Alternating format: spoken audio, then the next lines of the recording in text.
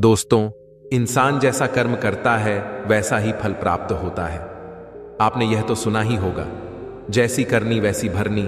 मित्रों, जो जैसा कर्म करता है उसको वैसा ही फल प्राप्त होता है। जिस व्यक्ति की जिस तरह की सोच होती है उसी के अनुसार उसके कर्म होते हैं, और जैसा उसका कर्म होता है उसे वैसा ही फल मिलता है। दोस्तों, यह कहानी बहुत ही ज्ञानवर्धक है। इसको सुनने के बाद मनुष्य को कर्मों का फल कैसे मिलता है पता चल जाएगा। नमस्कार दोस्तों, एक गुरु का आश्रम था। एक बार जब वह गुरु अपने शिष्य को उपदेश दे रहे थे, तब उसके आनंद नाम के शिष्य ने पूछा कि गुरुदेव, कर्मों का फल कैसे मिलता है और जरा समझाइए। तब गुरुदेव आनंद से कहते हैं, भंते, हमने अपने जीवन में जो कुछ भी पाया, जो कुछ भी खोया, वह इसी दुनिया का था और वह यहीं पर रह जाएगा। हमारे साथ कुछ भी नहीं जाएगा। हम खाली आए थे, हम बिल्कुल खाली जाएंगे। और जो लोग अपने मन से बिल्कुल खाली होकर जाते हैं, वास्तव में उनके अंदर ज्ञान का दीप जल जाता है। वो आगे चलकर दूसरे जन्मों में निर्वाण की स्थिति को प्राप्त कर सकते हैं।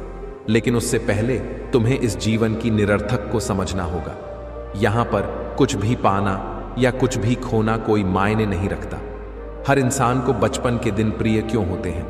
क्योंकि उस समय उसे कोई भी चिंता ही नहीं रहती।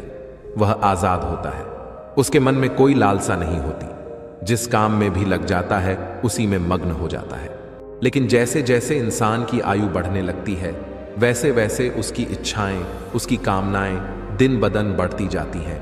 और इसीलिए अक्सर इंसान भविष्य की तैयारी में लगा रहता है या फिर अतीत के बारे में सोचता रहता है और वह वर्तमान में जीना भूल जाता है। वहीं अगर हम किसी छोटे बच्चे को देखें तो उसके लिए कोई भविष्य या कोई अतीत नहीं होता। उसके लिए तो बस वर्तमान होता है, और इसीलिए वह वर्तमान में पूरा आनंदित होकर रहता है। गुरुदेव कहते हैं, भंते, आज मैं तुम्हें एक कहानी सुनाता हूं जिससे तुम्हें पता चल जाएगा कि मनुष्य को उसके कर्मों का फल कैसे मिलता है। बहुत समय पहले की बात है। एक बहुत ही बड़ा प्रसिद्ध नगर था। उस नगर में एक राजा रहता था। वह राजा जब धीरे धीरे बूढ़ा होने लगा तो उसकी जो रानियां थीं वह उस राजा की उपेक्षा करने लगी थी।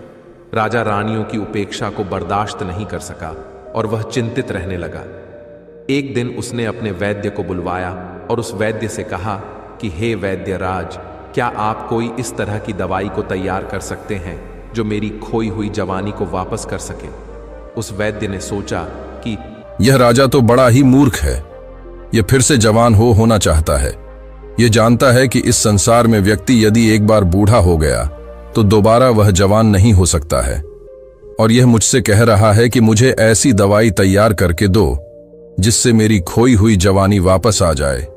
यह राजा जब इतना मूर्ख है तो इससे धन निकलवाना कोई बुरी बात नहीं है। इसीलिए मैं कोई ऐसी तरकीब लगाता हूं जिससे यह राजा मेरी ही चाल में फंस जाए। उस वैद्य के मन में राजा के प्रति जो भावना थी वह अच्छी नहीं थी। वह उससे धन लेना चाहता था और उस राजा की मूर्खता पर वह उसका राज्य पाठ भी हड़प करना चाहता था। उस वैद्य ने कहा कि राजन, दवा तो मैं तैयार कर सकता हूं और उस दवा से मैं जानता हूं कि आपको पूरी तरह से लाभ भी होगा। लेकिन इसके लिए मेरे द्वारा जो भी बातें हैं वह आपको स्वीकार करनी होगी और उसका आपको पालन भी करना होगा। राजा ने पूछा कि कौन सी बातें हैं। उस वैद्य ने कहा कि इसके लिए आपको करीब 8 महीने तक तहखाने में रहना होगा। राजा ने कहा कि किस लिए? वैद्य ने कहा कि यह दवा तभी अपना प्रभाव डाल पाएगी जहां पर सूर्य की किरण न पहुंच सके। तहखाना ऐसी जगह है जहां पर सूर्य की किरण नहीं पहुंच सकेगी और यह दवा तभी अपना प्रभाव कर पाएगी। वैद्य ने कहा कि आपको यदि जवान होना है, आप बुढ़ापे से छुटकारा पाना चाहते हैं, तो यह त्याग आपको करना होगा। वैद्य की बात सुनकर राजा ने कहा कि ठीक है वैद्य राज, मैं तहखाना बनवाने का आदेश देता हूं। जब तक तहखाना तैयार होता है तब तक आप मेरे लिए दवाओं को तैयार कर दीजिए। राजा की बात को सुनकर वैद्य कहने लगा कि हे राजन, तहखाना तो आप तैयार करवाएंगे, लेकिन मेरी एक शर्त और भी है, वह भी आपको माननी होगी। उस तहखाने में आपको अकेले रहना होगा और आपके सेवक जो भी आप तक दवा और भोजन पहुंचाएंगे वह केवल तहखाने के दरवाजे पर ही रख करके वापस चले आएंगे। यदि आपको यह सारी चीजें मंजूर हो तो मैं दवा को तैयार करूं। राजा उस वैद्य की बात को सुनकर कि पूरी तरह से तैयार हो गया और मन ही मन राजा खुश हो रहा था कि मेरी जो खोई हुई जवानी है वह वापस आ जाएगी। और वैद्य मन में यह सोच रहा था कि यह राजा इतना मूर्ख है, मैं इससे काफी धन लूट लूंगा और इसके बाद इसके राज्य पर मेरा ही शासन हो जाएगा, क्योंकि राजा जब मेरे कहने के अनुसार तहखाने में चला जाएगा तो राज्य का जो भी कार्य है वह मेरे हिसाब से चलेगा। यही सोचकर उस वैद्य ने राजा को तहखाने में पहुंचा दिया और उसका उपचार करने का वह ढोंग करने लगा। उसने राजा से कहा कि हे राजन, अब कुछ ही दिनों के बाद आपका बूढ़ापा दूर होने वाला है और आपके स्वास्थ्य पर बहुत बड़ा प्रभाव पड़ने वाला है। अभी तक जो यह खाल आपकी लटकी हुई है, जो चेहरे पर आपकी झुर्रियां हैं, यह सब जाने लगेंगी और आपका शरीर बहुत ही बलशाली और एक जवान इंसान की तरह हो जाएगा। आपकी रानियां जब आपको देखेंगी तो एकाएक देख करके वह पहचान भी नहीं पाएंगी। इस तरह से परिवर्तन आपके शरीर में होगा। वह वैद्य अपनी इस तरह से चालाकी दिखा रहा था कि मानो वह स्वयं ही भगवान हो। उस वैद्य की बात को सुनकर राजा बड़ा प्रसन्न हुआ और कहने लगा कि हे वैद्यराज, हम तो यही चाहते हैं, यदि मेरी खोई हुई जवानी फिर से वापस हो जाए तो मैं तुम्हें मुंह मांगा इनाम दूंगा और इतना धन दूंगा कि तुम्हारी आने वाली पीढ़ियां भी मालामाल हो जाएंगी। एक तरफ तो वह वैद्य राजा को जवान बनाने का ढोंग करता रहा और दूसरी तरफ जंगल के रास्ते से एक सुरंग को खुदवा करके उस तहखाने से मिलवा दिया। इसके बाद वह किसी ऐसे व्यक्ति की तलाश करने लगा जो राजा का बिल्कुल हमशक्ल हो, जिसकी शक्ल राजा से मिलती जुलती हो, लेकिन वह व्यक्ति जवान होना चाहिए। एक दिन वैद्य जब जंगल के रास्ते से होकर जा रहा था, तभी देखा कि नदी के तट पर स्नान करता हुआ एक व्यक्ति वैसा ही दिखाई दिया जैसा वह चाहता था, जिसकी शक्ल सूरत बिल्कुल उस राजा से मिल रही थी। वह जो वैद्य था वह उस व्यक्ति के पास पहुंचा और कहने लगा कि हे नौजवान, लगता है कि इस नगर में पहली बार आए हो और तुम कहां के रहने वाले हो। उस व्यक्ति ने कहा कि श्रीमान जी, आपने बिल्कुल ठीक पहचाना है, मैं इस नगर में पहली बार आया हूं, लेकिन आप मुझसे यह सब क्यों पूछ रहे हो। वैद्य ने कहा कि मैं आपसे इसलिए पूछ रहा हूं कि तुम मुझको अपना मित्र समझ लो। अगर तुम मेरा कहना मानोगे और मेरे काम के लिए तुम तैयार हो जाओगे तो मैं तुम्हें इस नगर का राजा बना सकता हूं। वैद्य की बात को सुनकर वह जो युवक था वह आश्चर्यचकित हो गया। वह कहने लगा कि आप कैसी बातें कर रहे हो, क्या आपका दिमाग सही नहीं है। उस वैद्य ने कहा कि नहीं, मेरा दिमाग पूरी तरह से सही है और मैं इस राज्य का वैद्य हूं। मेरा राजा पर बहुत बड़ा प्रभाव है, मैं जो चाहता हूं वही कर सकता हूं। उस व्यक्ति ने कहा कि यह तो बड़ी खुशी की बात है, जब आप इतने प्रभावशाली व्यक्ति हैं तो आप मुझे राजा बना सकते हैं, लेकिन राजा बनने के लिए मुझे क्या करना होगा। वैद्य ने कहा कि सिर्फ कुछ दिनों के लिए तुम्हें मेरे द्वारा बताया गए एक तहखाने में रहना होगा, लेकिन जैसे ही तुम तहखाने से जब बाहर आओगे तो सीधे राज सिंहासन पर जाकर के बैठ जाओगे और तुम इस राज्य के राजा बन जाओगे। वैद्य की बात को सुनकर कि वह व्यक्ति कहने लगा, लेकिन ऐसे कैसे में राजमहल में जाकर सीधा राजा के सिंहासन पर बैठ जाऊं, मुझे तो यहां कोई जानता भी नहीं है।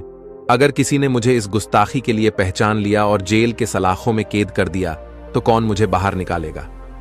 वह युवक थोड़ी देर के लिए तो डर गया था, लेकिन वैद्य ने जैसे तैसे उस व्यक्ति को इस काम के लिए मना लिया और कहा कि तुम बस मेरा कहना मानोगे तो कुछ ही समय में इस राज्य का राजा बन जाओगे। उस व्यक्ति ने कहा कि मुझे आपका यह प्रस्ताव स्वीकार है, बता दीजिए मुझे कितने दिनों तक इंतजार करना पड़ेगा। उस वैद्य ने कहा कि तुम्हें कुछ ही महीनों के लिए तहखाने में रहना होगा, इसके बाद तुम्हारा इंतजार खत्म हो जाएगा।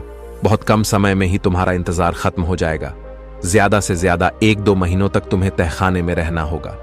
इसके बाद मेरी जो भी योजना है उसी के अनुसार मैं अपना काम करूंगा। उस व्यक्ति ने कहा कि ठीक है, पास ही में एक गांव पड़ता है, उसी गांव के बाहर एक झोपड़ी है, वहीं पर मैं ठहरा हूं। यदि आप चाहे तो किसी भी युवक को या खुद आकर के मुझे वहां से बुलवा सकते हैं। उस वैद्य ने कहा ठीक है। फिर वह वैद्य वहां से वापस आया और अपनी योजना को तेज कर दिया। एक रात की बात है कि उसने जो वह बूढ़ा राजा था उसके खाने में चुपके से जहर मिला दिया और उस जहर के कारण जब उस राजा की मृत्यु हो गई तो वह जो वैद्य था वह राजा की लाश को कंधे पर लाद करके सुरंग के रास्ते से बाहर निकल गया और जंगल में जाकर के एक बड़ा सा कुआं था उसी में राजा की लाश को फेंक दी और फिर वही सुरंग के रास्ते उस व्यक्ति को उस तहखाने में ला करके वहां बिठा दिया और उसे कहने लगा कि तुम्हें यहां कुछ ही दिन जो भी कष्ट है वह सहना पड़ेगा। जैसे ही तुम्हारी दाढ़ी और मूछें बड़ी हो जाएंगी और फिर तुम एक राजा के जैसे दिखाई देने लगोगे, मैं तुम्हें इस तहखाने से बाहर निकाल करके सीधे राजभवन में पहुंचा दूंगा और तुम इस तरह से रहना कि जैसे बूढ़ापे से छुटकारा पाकर तुम नई तरह से जवान हुए हो। उस व्यक्ति ने कहा कि यदि मुझे किसी ने पहचान लिया तो क्या होगा? वैद्य बहुत ही चालाक था। उसने उस आदमी से कहा कि यह सब का तुम मुझ पर छोड़ दो, जो भी होगा मैं संभाल लूंगा। तुम्हें सिर्फ इतना करना है कि मैं जो भी कह रहा हूं, जैसा भी कह रहा हूं, उसी के अनुसार तुम्हें चलना है। उस व्यक्ति ने कहा, ठीक है, आप जैसा कहेंगे या आप जैसा कह रहे हैं मैं वैसा ही करूंगा। इसके बाद वह वैद्य वहां से निकलकर के राज दरबार में पहुंचा और जो भी वहां पर मंत्री और सभासद थे उन सब के पास पहुंच करके कहा कि आप सभी के लिए एक बहुत खुशखबरी की बात है। मेरी दवाओं ने महाराज के ऊपर ऐसा असर किया है कि महाराज फिर से जवान हो गए हैं। कल वह महल में आएंगे और आप लोग उनके स्वागत के लिए तैयार रहना। फिर वहां के मंत्री गण कहने लगे, हम अपने राजा के नए रूप का भरपूर स्वागत करेंगे। फिर वहां से वैद्यराज सीधा रानियों के दरबार में पहुंच गया और वही बात उन दोनों रानियों से भी कही। इस बात को सुन के दोनों रानियां प्रसन्न हो गईं। उन्होंने वैद्य को बहुत सारा धन निकाल करके दिया। योजना के अनुसार अगले ही दिन वह वैद्य तहखाने से उस व्यक्ति को ला करके राजमहल के सिंहासन पर बिठा दिया। फिर उस नए राजा को सभी रानियां और वहां के मंत्री देख करके हैरान हो जाते हैं, क्योंकि वह राजा बिल्कुल एक युवा पुरुष दिखाई देने लगा था। फिर भी उनकी दोनों रानियां और उनके मंत्री इस बात से सहमत हो गईं कि यही उनके राजा है। इतना ही नहीं, उस वैद्य ने राजा बने युवक से यह भी कहा कि राजन, आपका जो पुराना नाम था वह आप बदल दीजिए, क्योंकि अब आपका शरीर भी नया हो गया है, इसलिए आपका नाम भी नया होना चाहिए। उस व्यक्ति ने कहा कि वैद्य जी, आपसे अच्छा नाम और कौन रख सकता है? जब आपने मुझे बूढ़ापे से जवान बना दिया है तो आप एक अच्छा सा नाम सोच करके रख दीजिए। फिर उस वैद्य ने जो भी नाम राजा का रखा वह सभी को पसंद आया और सभी ने उसकी सराहना की। अब एक नए नाम से वह राजा प्रसिद्ध हो गया था। उसी नए नाम से उस राजा की राजमहल में जय जयकार होने लगी। कुछ दिन तो राजा और जो वैद्य था वह सब एक दूसरे के इशारों पर चलते रहे, लेकिन परिस्थितियां उसके अनुकूल जब हो गईं और सब कुछ सामान्य हो गया तो उसने वैद्य की उपेक्षा करना शुरू कर दिया। यह देख करके वह वैद्य जो था वह बड़ा दुखी हो गया। एक दिन उसने एकांत में राजा से कहा कि राजन, सिंहासन प्राप्त करते ही मेरी उपेक्षा करना शुरू कर दिया। आपको याद है कि क्या वचन आपने मुझको दिया था? वह राजा कहने लगा कि कैसा वचन की बात कह रहे हो? वैद्य ने कहा कि मैं उसी वचन की बात कह रहा हूं जो आपने मुझसे पहले वादा किया था। आप भविष्य में राजकाज मेरे ही आदेश के अनुसार चलाएंगे, लेकिन आप तो मुझसे कुछ भी नहीं पूछते हैं। राजकार्य में तो अब मंत्रियों के परामर्श से ही चलाते हो। फिर राजा ने उस वैद्य से कहा, तुम वैद्य राज्य हो, मंत्री नहीं, इसलिए तुम्हारा परामर्श लेना मेरे लिए आवश्यक नहीं है। इस बात को सुनकर वैद्य क्रोधित हो गया और चेतावनी भरे हुए स्वर में कहने लगा कि हे राजन, यह मत भूलिए कि इस सिंहासन पर मैंने आपको प्रतिष्ठित किया है। मेरे ही प्रयास के कारण आप इस राज्य के राजा बने हुए हो। फिर सिंहासन पर बैठे उस व्यक्ति ने कहा कि तुम झूठ बोल रहे हो, तुम कैसी बातें कर रहे हो? तुम मुझे राज सिंहासन पर बैठाने वाले कौन होते हो? यह राज सिंहासन मैंने अपने पूर्व जन्म के कर्मों से प्राप्त किया है। मैंने अच्छे कर्म किए, त्याग किया, तपस्या किया और उसी का प्रमाण है कि मैं आज राजा बना हुआ हूं। यह सिंहासन हमें अपने पूर्व जन्मों के तप के और त्याग के फल स्वरूप प्राप्त हुआ है। वैद्य ने कहा, यह आप कैसी बातें कर रहे हो? उस व्यक्ति ने कहा कि समय आने दो, सब कुछ पता चल जाएगा और इसका प्रमाण भी तुम्हें मिल जाएगा कि मैंने कैसे अपने पूर्व जन्म के कर्मों के अनुसार इस राज्य के सिंहासन को प्राप्त किया है। राजा की बात को सुनकर वैद्य वहां से चला गया। वह मन ही मन राजा को कोसने लगा कि धोखेबाज कहता है उसके पूर्व जन्म के तप के स्वरूप सिंहासन उसे मिला है। समय आने दो, मैं देख लूंगा कि तेरे तप और त्याग का कैसा तुमको परिणाम मिला है। धीरे धीरे समय बीतता गया। एक दिन राजा नाव में विहार करने के लिए अपने मंत्री और उस वैद्य के साथ नदी के किनारे पहुंचा। वहां उसने नदी के जल में बहते हुए 4 कमल पुष्प देखे। फिर उसने आदेश देकर वह चारों फूल नदी में से निकलवाए। फिर ध्यान से उन्हें देखता हुआ कहने लगा, आश्चर्य, यह फूल तो बिल्कुल सोने के लगते हैं। जीवन में मैंने कभी इतने अद्भुत कमल के फूल नहीं देखे। उसने कहा कि हां राजन। मंत्री ने भी राजा की सहमति जताई। ऐसे फूल तो मैंने पहली बार देखे हैं। देखिए तो इनमें कैसी सुंदर पीली पीली किरणें निकल रही हैं। इन्हें तो आपको अपने सरोवर में लगवाना चाहिए। राजा ने वैद्य की ओर इशारा करते हुए कहा कि वैद्यराज, आप तो वनस्पति शास्त्र के बहुत ही गहरे जानकार हैं। बहुत सी जड़ी बूटियों को आप देखते ही पहचान लेते हैं कि यह कौन सी जड़ी बूटियां हैं, और जाकर के उस स्थान का पता तो लगाइए जहां से यह फूल नदी में बह करके आए हैं, और यदि हो सके तो इनके कुछ बीज भी ले आइएगा। मैं इन्हें अपने सरोवर में लगवाना चाहता हूं। कोई और अवसर होता तो वह वैद्य जाने से मना कर देता, किंतु इतने मंत्रियों की उपस्थिति में वह कैसे इनकार कर सकता था। यदि इनकार करता तो उसकी योग्यता पर प्रश्न चिन्ह लग जाता। सब यही सोचते कि इस वैद्य को वनस्पति शास्त्र का कोई भी ज्ञान नहीं, यह वैद्य तो केवल पाखंडी है, इसे कुछ भी मालूम नहीं है। इस तरह से कि उसकी हंसाई न हो जाए, यही सोच करके वह वैद्य तैयार हो गया। नदी के बहाव के विपरीत दिशा में चलता हुआ वैद्य उस नदी के स्थल पर पहुंचा जहां उसने एक बहुत पुराना ऐसा मंदिर देखा जो खार में तब्दील हो चुका था। उस मंदिर का अधिकतर जो हिस्सा था वह ध्वस्त हो चुका था। सिर्फ वही कक्ष कुछ अच्छी हालत में बचा हुआ था, जिसमें भगवान एक की मूर्ति थी। भगवान की मूर्ति को देख करके उस वैद्य ने भगवान को प्रणाम किया। फिर उससे कक्ष बाहर निकाल करके मंदिर के प्रांगण में पहुंचा और इधर उधर निगाह दौड़ाने लगा। तभी उसकी नजर एक बरगद के वृक्ष पर पहुंच गई। वह बरगद का पेड़ बहुत ही विशाल था। नदी के किनारे वह उगा हुआ था। उसकी कुछ शाखाएं तो नदी के जल के ऊपर फैली हुई थीं। तभी उसकी नजर वृक्ष की एक शाखा पर लटके हुए एक मानव के कंकाल पर जाकर के अटक गई। नर कंकाल बरगद की एक मोटी सी शाखा पर लटका हुआ था। उसकी टांगे आकाश की ओर थीं और सिर नदी के जल से कुछ ऊपर था। फिर वह वैद्य उस नर कंकाल के समीप गया और वह सोचने लगा कि यह कैसा कंकाल है और किसका है, और क्यों विपरीत अवस्था में लटका हुआ है। क्या इसके उल्टा लटकने में कोई रहस्य छुपा हुआ है? वैद्य यह सब बातें सोच ही रहा था कि अचानक मौसम बदल गया। आकाश में काले घने बादल छा गए। हवा का प्रवाह तेज होने लगा। देखते ही देखते तेज आंधी के साथ घनघोर बरसात शुरू हो गई। बरसात में भीगने से बचने के लिए वह जो वैद्य था वह बरगद के मोटे तने के नीचे खड़ा हो गया। फिर एकाएक लटकती हुई उसकी नजर फिर उस कंकाल के ऊपर जाकर के टिक गई। बरसात की बूंदें जब उस कंकाल को भिगो रही थीं और तब उस कंकाल को स्पर्श करके वर्षा का जो जल था वह नदी में नीचे गिरता तो उससे स्वर्ण कमल पैदा हो जाते थे। यह देख करके वह वैद्य आश्चर्य में था। बारिश जब बंद हुई तो वह वैद्य लटकते हुए कंकाल को छूने का प्रयास किया। तभी अचानक नर कंकाल शाखा से अलग होकर के नदी के जल में जाकर के गिर गया और गहरे जल में जाकर के वह वहीं विलीन हो गया। वैद्य जब वापस लौटा तो आकर के उसने जो भी बात उसके साथ जो भी घटना हुई थी वह सब कुछ आकर के उस राजा को बता दी। सुनकर के राजा के चेहरे पर मुस्कान आ गई।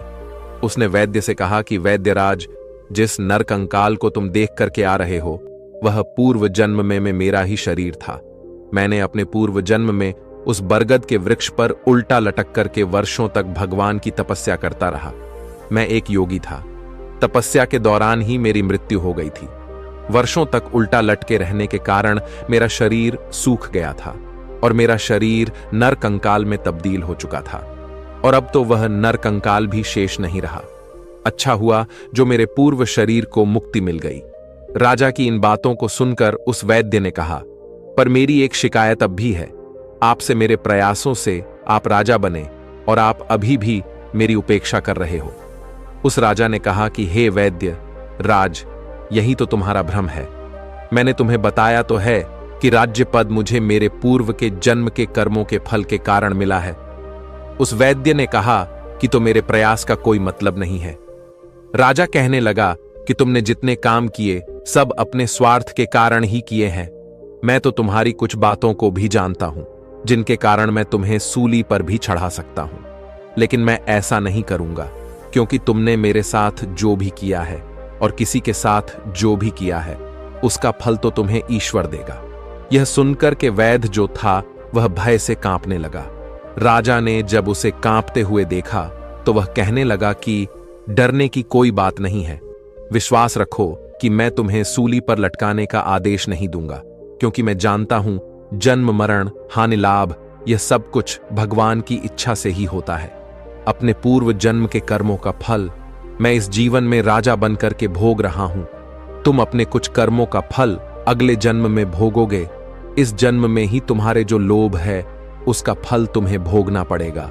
अब जाओ, तुम उस दिन का इंतजार करो कि जब तुम्हें तुम्हारे कर्मों का फल लौट करके तुमको मिलेगा। उस राजा की इन बातों को सुनकर कि वह वैद्य बड़ा उदास हुआ और वहां से चला गया और अपने घर में जाकर के पलंग पर लेट गया। समय बीतता रहा, राजा का कहा हुआ सही हो गया। कुछ महीनों के बाद वह जो वैद्य था वह जंगल में जड़ी बूटियां ढूंढने के लिए गया। संयोग से वह उसी कुएं के पास पहुंच गया जहां उसने उस वृद्ध राजा की लाश को कुएं में फेंका था। उस कुएं में अब एक ऐसी ही झाड़ी उगाई थी जिसकी टहनियां कुएं के बाहर तक फैली हुई थीं। उन टहनियों में पीले रंग के सुंदर फूल खिले हुए थे। वैद्य उन फूलों को देखकर उन पर मंत्रमुग्ध हो गया और उनको तोड़ने के लिए वह अपने आप को रोक ना सका। वह कुएं के पास जैसे पहुंचा और नीचे झुककर के जैसे ही फूल तोड़ने का प्रयास करने लगा, एकाएक उसका पैर फिसला और वह उसी कुएं में जाकर के गिर गया। वैद्य ने सहायता के लिए बहुत ही आवाज लगाई, लेकिन उस सुनसान घने जंगल में उसकी आवाज कोई नहीं सुन सका। उसे बचाने के लिए कोई भी नहीं आया। मित्रों, वही परिणाम हुआ। भूखा प्यासा वैद्य उस कुएं में तड़प तड़प करके मर गया। मनुष्य को अपने बुरे और अच्छे कर्मों का फल प्रत्येक मनुष्य को एक एक न एक दिन भोगना पड़ता है। इसलिए हर व्यक्ति को अपने जीवन में हमेशा अच्छा करना चाहिए। ना तो किसी का बुरा सोचना चाहिए और ना तो किसी के साथ बुरा करना चाहिए और ना ही किसी को कष्ट देकर रुलाना चाहिए। जो मनुष्य अपने जीवन में एक सच्चा व्यक्ति बनकर के रहता है, हमेशा उसी की जीत होती है। मनुष्य को सत्कर्म करना चाहिए। सभी व्यक्तियों का मान सम्मान यश कीर्ति सत्कर्म से ही प्राप्त होगी और सदाचार से ही प्राप्त होंगी। यही मनुष्यों का सच्चा और अच्छा जीवन होता है। हर व्यक्तियों को अपने जीवन में इसी राह पर चलना चाहिए। मुसीबत से घिरे रहते हैं। इस तरह गुरुदेव ने आनंद को यह पाठ पढ़ाया। उम्मीद करता हूं आप लोगों को यह कथा पसंद आई होगी। तो दोस्तों, कैसी लगी आपको ये कहानी? आप हमें कमेंट सेक्शन में जरूर बताना, और अच्छी लगी हो तो इस चैनल को सब्सक्राइब जरूर कर लेना। तो चलिए मिलते हैं ऐसी ही कोई नई कहानी में। एक समय की बात है, गांव से कुछ दूर एक जंगल में एक महात्मा का आश्रम था। वह बहुत ज्ञानी थे। उनसे लोग दूर दूर से ज्ञान प्राप्त करने आते थे। एक दिन वह महात्मा उपदेश दे रहे थे। तभी उनके एक शिष्य ने पूछा, गुरुदेव, मैं यह जानना चाहता हूं, मनुष्यों को पूर्व जन्म का कर्ज भी चुकाना पड़ता है और मृत्यु के बाद मनुष्य की आत्मा अपने साथ वह कौन कौन सी चीजें हैं जो साथ लेकर जाती है, तथा उन सभी का प्रभाव मनुष्य की मृत्यु के बाद किस तरह से रहता है? महात्मा ने कहा, भंते, आज आपने जो प्रश्न किए हैं वह समस्त मानव जाति के कल्याण हेतु अत्यंत महत्वपूर्ण है। यह सत्य है कि मनुष्य को अपने पूर्व जन्म का कर्ज अवश्य ही चुकाना पड़ता है और मृत्यु के बाद भी कुछ ऐसी चीजें हैं जो आत्मा के साथ में ही रहती है और उनका प्रभाव मनुष्य के दूसरे जन्म पर भी पड़ता है। तब शिष्य ने पूछा, गुरुदेव, वह कौन सा कर्ज होता है जो अगले जन्म में भी चुकाना पड़ता है, और वह कौन सी चीजें हैं जो अगले जन्म में भी प्रभाव डालती है? फिर महात्मा ने कहा, आज मैं आपको इसी विषय में एक कथा सुनाता हूं। आप इस कथा को ध्यान लगाकर पूरा सुनोगे तो आपको आपके सभी प्रश्नों के उत्तर अवश्य मिल जाएंगे। आगे महात्मा कहते हैं, एक समय की बात है, किसी नगर में संतोष नाम का एक ब्राह्मण रहता था और उसकी पत्नी का नाम शकुंतला था। वह अत्यंत गरीब घर में जन्मा था, लेकिन वह अत्यंत बुद्धिमान और मेहनती था। जब वह निर्धन था तब उसे धन की अधिक लालसा नहीं थी, लेकिन अपनी मेहनत के जोर पर जैसे जैसे उसके पास धन का संग्रह होने लगा, तब वह दिन रात उस धन को बढ़ाने की चिंता में डूबा रहता था। उसकी पत्नी रूपाली भी धन की अत्यधिक लालची स्त्री थी। आप तो जानते ही हैं कि धन की लालसा ऐसी होती है जो बढ़ते धन के साथ साथ बढ़ती ही जाती है। संतोष अब ऐसा सोचता था कि काश उसे कोई ऐसी युक्ति मिल जाए जिससे कुछ ही दिनों में धन में हजारों गुना बढ़ोतरी हो जाए। पहले वह धन को चंचल और हाथ का मैल समझता था और कहता था, धन का क्या है, वह तो हमेशा आता जाता रहता है। लेकिन तब वह मूर्ख था। अब उसकी आंखें खुल गई थीं और वह धन का अत्यधिक संग्रह करने लगा। उस धन से दान, धर्म आदि करने लगा तथा वह साधु और मेहनतों की सेवा में लगाता था। पहले उसकी ईश्वर में बड़ी ही श्रद्धा थी, किंतु समय बीतने के साथ साथ धन के लालच की भड़कती हुई ज्वाला ने उसके अन्य सभी सद्गुणों को भी जला दिया। धन की लालसा ने उसकी अंतरात्मा को हमेशा के लिए नष्ट कर दिया। पहले जब भी संतोष के द्वार पर कोई साधु महात्मा आते तो उसका मुख फूलों की तरह खिल उठता था, परंतु अब आदर सत्कार के समय मुख पर निराशा और मायूसी ही रहती थी। एक बार की बात है, संध्या का समय था। संतोष के द्वार पर एक साधु आकर रुके और बोले, हे पुत्र, मैं एक यात्री हूं और आगे हरिद्वार को जाना है। आज की रात बिताने के लिए साधु को स्थान मिल जाए तो अच्छा होगा। मैं बड़ी ही आशा से आपके द्वार पर आया हूं। उस साधु का मुख संतोष की मूर्ति था, आंखों में अमृत और मुंह में शहद सी मिठास, जिस कारण से संतोष का हृदय भक्ति भाव से भर गया। वह उन्हें प्रणाम करते हुए बोला, जरूर महात्मा जी, आपकी सेवा करना तो मेरा परम धर्म है। तब वे साधु मुस्कुराते हुए कहते हैं, बेटा, आजकल के समय में तुम्हारे जैसे भक्ति भाव वाले पुरुष बड़ी मुश्किल से ही मिलते हैं। इस संसार से धर्म का भाव ही जैसे उठ गया है। इस प्रकार से साधु के मुख से अपनी प्रशंसा सुनकर संतोष का हृदय खिल उठा। उसको ऐसा प्रतीत हुआ मानो उसे स्वर्ग में ही स्थान मिल गया हो। उसके होठों पर शब्द आ ही गए थे, लेकिन उन्हें दबा दिया और उनसे कहा, महाराज, अगर हम आप जैसे संतों की सेवा नहीं करेंगे तो इस मानव जीवन का क्या लाभ। ऐसा कहते हुए संतोष उन महात्मा को अपने घर के अंदर ले गया। जब उन्होंने घर में प्रवेश किया तब संतोष ने उनके स्वागत सत्कार में कोई कमी नहीं छोड़ी। खाने के लिए स्वादिष्ट भोजन बनवाया, नाना प्रकार की मिठाई बनवाई। उसके बाद दाल और सब्जियों में इतना घी डाला जैसे नदी की धारा में जल बहता है। भले ही संतोष उन महात्मा को इतने पौष्टिक आहार देने के पक्ष में नहीं था, लेकिन महात्मा की बातों में कुछ ऐसी शक्तियां थीं कि उसके वर्षों पुराने विचार चंद पलों में बदल गए। जैसे सूखी धरती पर एक दिन की बारिश से हरियाली छा जाती है। इस भक्ति भाव से महात्मा का दिल खुश हो गया। रात भर बातें होती रही, ज्ञान और भक्ति की चर्चाएं चलती रहीं। अंत में संतोष ने पूछा कि महात्मा जी, आप साधु कैसे बने?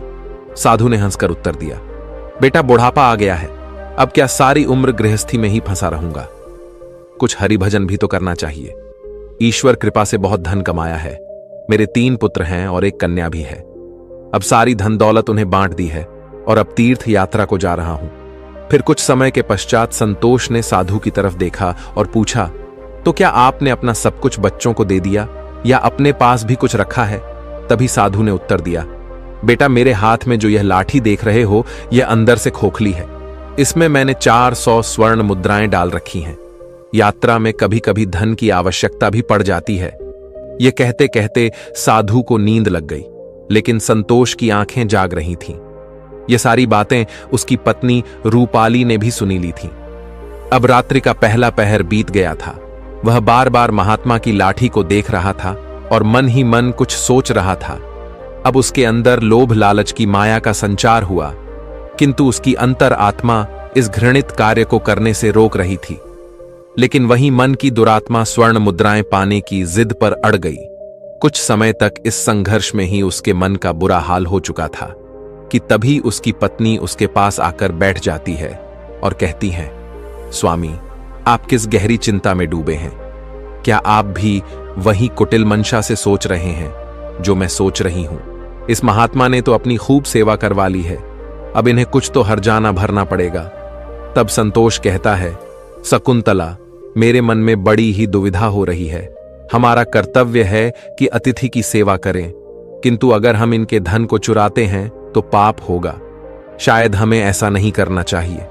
तब उसकी पत्नी कहती है, अजी, आप कैसे फिजूल की बातें कर रहे हो? इस महात्मा की उम्र ढल चुकी है और क्या पता कब यह लुढ़क जाए।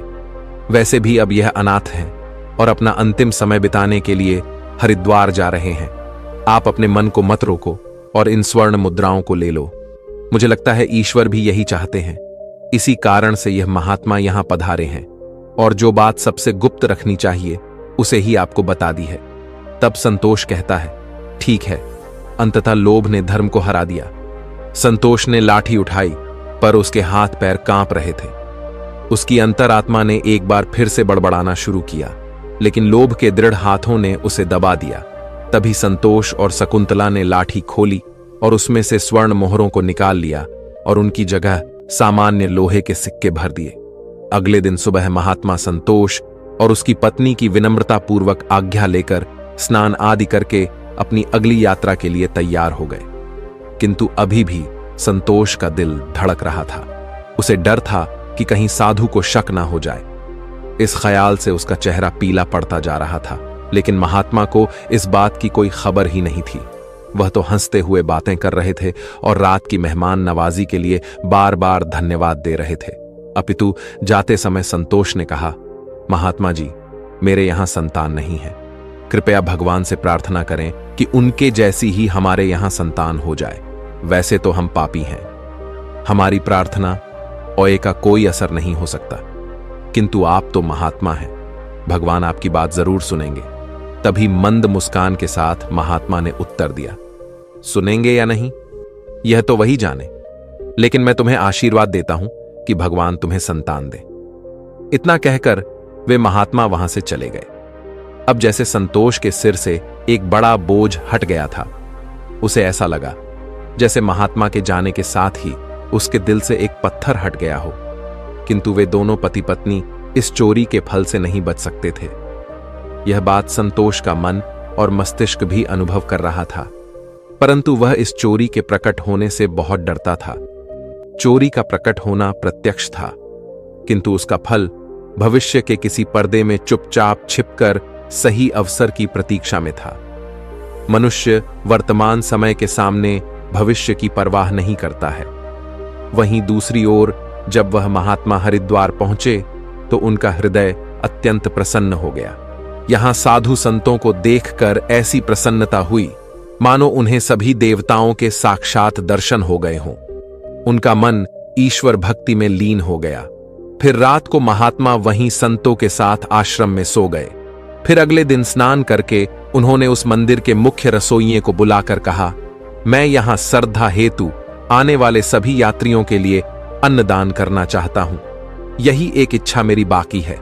कृपया आप हमें बताएं कि सभी लोगों के भोजन, निवास और वस्त्र दान के लिए कितना खर्च हो सकता है।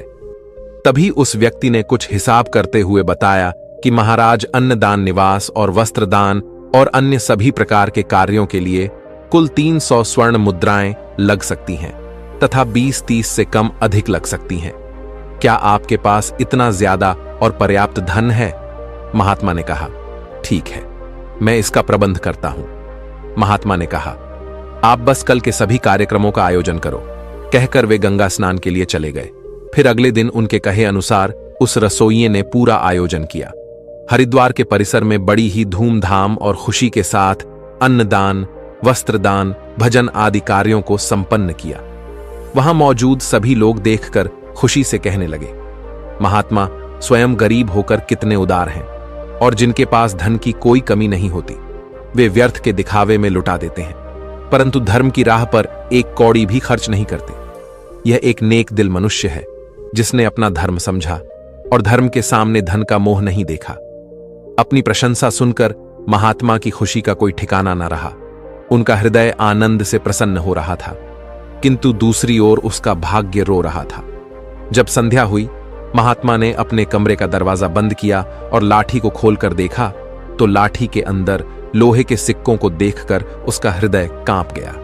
उसे ऐसा प्रतीत हुआ मानो वह कोई भयानक स्वप्न देख रहे हों। उसे अपनी आंखों पर यकीन नहीं हो रहा था। वह चाहते थे कि यह स्वप्न जल्द से जल्द टूट जाए, पर यह कोई ऐसा स्वप्न नहीं था जिससे नींद खुल जाए। उसने बार बार अपनी आंख मलमल कर देखा, पर सिक्के वहीं थे, लोहे के। अब उस महात्मा को थोड़ी ही देर में रसोइये को हिसाब करके उनका धन लौटाना था। उसने सोचा, अब क्या होगा। अपमान की छवि उसकी आंखों के सामने खींच गई। वह कहने लगा, हे प्रभु, आप मुझे क्षमा करें। महात्मा कांपते हुए खड़े हो गए। उन्हें अपमान का ख्याल अपमान से भी ज्यादा डरावना लग रहा था। अब उनमें इसे सहन करने की शक्ति नहीं थी। वे कुछ देर तक सोते रहे और उन्होंने अचानक से दरवाजा बंद कर लिया और साथ ही उम्मीदों के द्वार भी बंद हो गए। महात्मा ने चारपाई की रस्सियों को निकाला और उन्हें छत से लटका दिया। अब मौत दरवाजे पर खड़ी थी कि तभी महात्मा की अंतरात्मा ने उपदेश दिया। दिमाग ने भी सलाह दी कि यह तुम क्या कर रहे हो।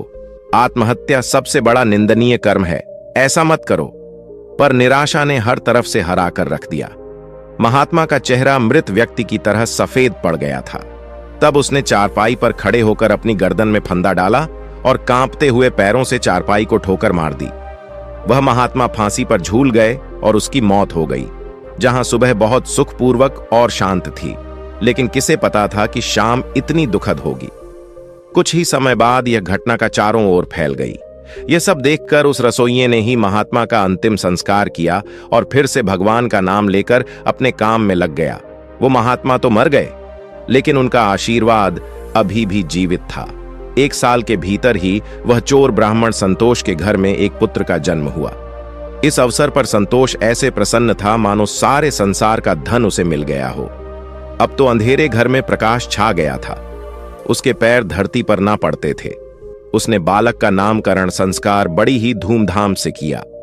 इस उत्सव के अवसर पर एक नगर भोज दिया गया। उस दिन संतोष ने अपनी सारी जिंदगी की कंजूसी निकाल दी और धन को पानी की तरह बहाया और बालक का नाम संकेत रखा गया। संकेत बहुत ही सुशील और भगवान का उपासक बालक था। उसकी तीक्ष्ण बुद्धि देखकर आश्चर्य होता था। लोग कहते थे कि यह कुल का नाम बढ़ाएगा। संतोष यह सुनकर फूला न समा आता था। इसी प्रकार 5 वर्ष बीत गए। संकेत शिक्षा ग्रहण करने हेतु आश्रम में गया।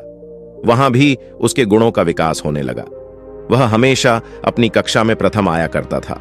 संतोष यह देखकर ईश्वर को धन्यवाद करता था, लेकिन कभी कभी जब उसे उस महात्मा के साथ अपने दुर्व्यवहार की याद आती तो उसके दिल में चुभन होती और उसकी आत्मा पर एक अनजाना सा डर छा जाता था।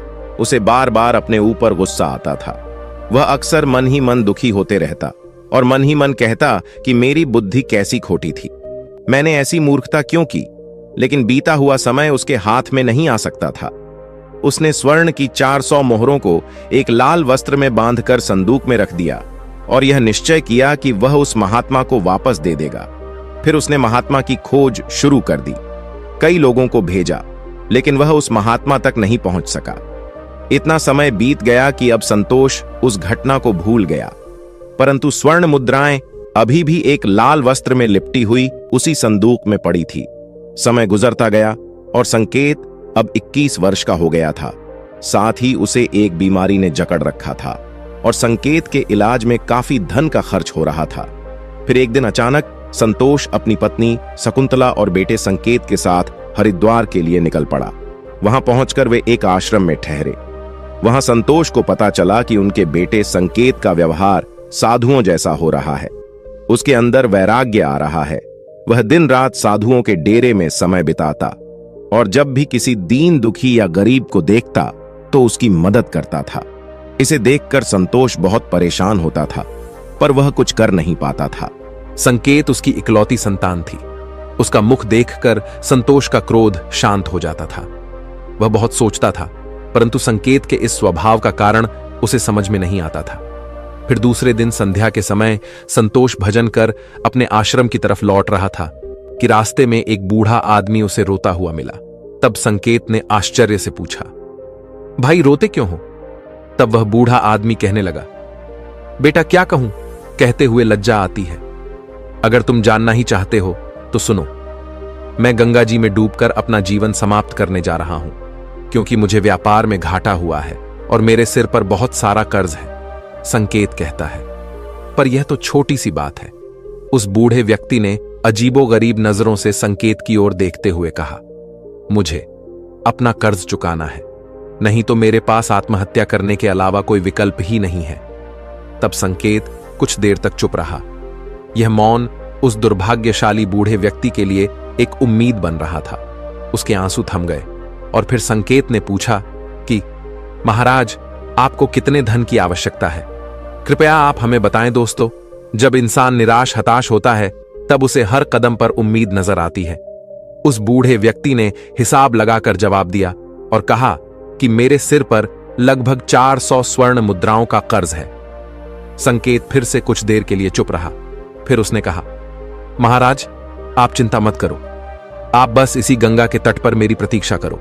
मैं बस अभी वापस आता हूं। आपके लिए मैं कहीं से धन का संग्रह करके लाता हूं।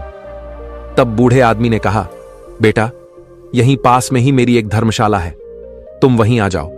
उसी समय संकेत भागते हुए वापस आश्रम में आ पहुंचा। उस समय उसके हृदय में हलचल सी मची हुई थी। उसका चित्त व्याकुल था। वह चाहता था कि जितनी जल्दी हो सके बूढ़े बाबा का संकट दूर कर दे। उसे दिव्य शक्ति ने विश्वास दिला दिया था कि इस बूढ़े बाबा की सहायता करना मेरा धर्म है। वह एक विशेष भावुकता के साथ अपने आश्रम पर पहुंचा। तब उसके माता पिता कहीं बाहर गए हुए थे। अब संकेत का रास्ता साफ हो गया था। उसने संदूक पर जो ताला लगा हुआ था उसे एक पत्थर से तोड़ दिया। फिर संदूक को खंगालना शुरू कर दिया। निराशा ने अपनी जगह बना ली थी, लेकिन आशा ने बंधन बांध दिए थे। तभी अचानक आशा की एक किरण नजर आई। संकेत के हाथ में वह लाल वस्त्र आ गया। उसने उसे कांपते हाथों से खोला और उसका दिल कमल की तरह खिल उठा। उस रुमाल में पूरी 400 स्वर्ण मुद्राएं थीं। यह वही सोने की मुद्राएं थीं जिन्हें संतोष ने कभी एक महात्मा से चुराया था। जब मुद्राओं की गिनती की तो वे पूरी 400 ही निकली। संकेत का दिल प्रसन्नता से भर गया। उसने वह मुद्राएं अपनी जेब में डाली और वस्त्र को वापस संदूक में रख दिया और अति उत्साह के साथ उसी बूढ़े बाबा के पास जा पहुंचा और उन्हें वह मुद्राएं दे दी। दोस्तों, हर व्यक्ति को पूर्व जन्म का कर्ज चुकाना ही पड़ता है। यह बूढ़े बाबा वही रसोइये हैं जिन्होंने उस महात्मा का अन्नदान और भंडारे का आयोजन किया था, किंतु उनके आत्महत्या करने के कारण इनके ही धन की हानि हुई थी। और संकेत वही महात्मा है जो संतोष के घर में जन्म लेकर अपना कर्जा चुकाकर मुक्त हुआ है। दोस्तों, अब आगे सुनो। होनी को कुछ और ही मंजूर था। जब संकेत वापस लौटा तो उसके मन में एक अनोखी शांति थी, मानो कि उसका जन्म इसी कार्य को पूर्ण करने हेतु हुआ था। अब उसकी बीमारी ने उसके ही प्राणों की आहुति ली। वहीं जब दूसरे दिन सुबह यह बात संतोष और शकुंतला को पता चली कि उनका पुत्र मृत्यु को प्राप्त हो चुका है, तो इस दुख के कारण उनका हृदय अत्यंत पीड़ा से भर गया और निराशा के साथ उन्होंने भी अपने प्राणों को त्याग दिया। जब उन तीनों की मृत्यु हुई तो उसी रसोइये ने उनका अंतिम संस्कार किया। जब उन तीनों की आत्माओं को यमराज के दरबार में लाया गया, तब यमराज ने संकेत को स्वर्ग में भेज दिया। वहीं दूसरी ओर संतोष और उसकी पत्नी शकुंतला को घोर नरक में डाल दिया। तत्पश्चात उन दोनों को ही अपाहिज बनाकर धरती लोक पर कुत्ते के रूप में जन्म देकर वापस भेज दिया। दोस्तों, जो भी मनुष्य अपने जीवन में कर्ज नहीं चुकाते हैं, उन्हें जन्म जन्मांतर तक कष्ट भोगने पड़ते हैं। इसीलिए मनुष्य को किसी भी प्रकार के एहसान और कर्ज को चुकता करना चाहिए। दोस्तों, महात्मा आगे कहते हैं, हे भंते, आपके दूसरे प्रश्न के अनुसार मृत्यु के पश्चात भी 5 ऐसी चीजें हैं जो शरीर का साथ नहीं छोड़ती हैं और मृत्यु के पश्चात भी उस आत्मा के साथ ही रह जाती। यानी मृत्यु के पश्चात जब आत्मा दूसरे शरीर में प्रवेश करती है तो यह चीजें आत्मा के साथ उस नए शरीर में प्रवेश कर जाती हैं। कामना वह पहली चीज है जो मनुष्य की मृत्यु के साथ ही रहती है और अगले जन्म में भी उसके साथ रह जाती है। दूसरी है कर्म। मनुष्य इस जीवन में पुण्य कर्म और अच्छे कर्म करता है तो अगले जन्म में भी उस मनुष्य को सुख शांति और समृद्धि की प्राप्ति होती है। तीसरी है वासना। वासना भी कामना का ही एक प्रकार है। वासना एक ऐसी चीज मानी जाती है जिसका कोई भी अंत नहीं है। मृत्यु की चौखट पर आए हुए लोग भी वासना से मुक्त नहीं हो पाते हैं। इस सांसारिक सुख की चाहत और काम की इच्छा वासना कहलाती है। मन की शांति और ज्ञान ही एकमात्र वस्तु है जो वासना से मुक्ति दिलवा सकती है। चौथी है स्मृति या ज्ञान। बुद्धिमान मनुष्य हमेशा ही बुद्धिमान और विवेकशील रहते हैं, जिस कारण से उन्हें जल्दी मुक्ति की प्राप्ति होती है। और 5वीं बात है कर्ज। यह एक ऐसी चीज है जो मनुष्य के मरने के बाद भी उसका पीछा नहीं छोड़ती है। अगर किसी से कर्ज लिया है तो उसे मरने से पहले जरूर छू देना चाहिए। लिया गया कर्ज और दिया गया कर्ज जन्म जन्मांतर तक उस मनुष्य के साथ ही रहता है। अगर कोई मनुष्य कर्ज लेकर मरता है तो उसका कर्ज परलोक में वापस मांगा जाता है, साथ ही उसे अपने कर्ज की सजा भी दी जाती है। इतना ही नहीं, पुनर्जन्म में उस कर्ज के भरण के तौर पर उस मनुष्य के शरीर के किसी भी हिस्से को अपंग या अपाहिज बना दिया जाता है। अगले मिलने वाले जन्म में भी वो व्यक्ति सुख सुविधाओं से दूर रहता है और हमेशा अपने जीवन में असफल रह जाता है। तो दोस्तों, कैसी लगी आपको ये कहानी? आप हमें कमेंट सेक्शन में जरूर बताना, और अच्छी लगी हो तो इस चैनल को सब्सक्राइब जरूर कर लेना। तो चलिए मिलते हैं ऐसी ही कोई नई कहानी में। तब तक के लिए अपना ख्याल रखें। धन्यवाद और नमोः बुद्धाय।